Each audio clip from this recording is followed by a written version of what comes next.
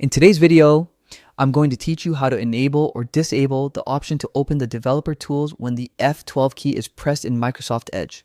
This feature is handy for developers or anyone who wants to examine web pages in detail. But if you press F12 accidentally and get interrupted, you'll want to know how to turn it off.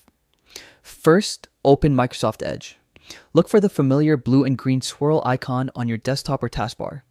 With Edge open, go to the top right corner and click the three vertically aligned dots. This opens a menu with more options. From here, select Settings. In the Settings panel, look at the left menu and click on System and Performance. Here, you'll find the setting labeled Use F12 key to open the developer tools. Next to it is a toggle switch. If the switch is on, pressing F12 will open the developer tools.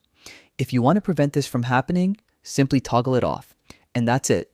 You now have control over whether the F12 key opens the developer tools in Microsoft Edge.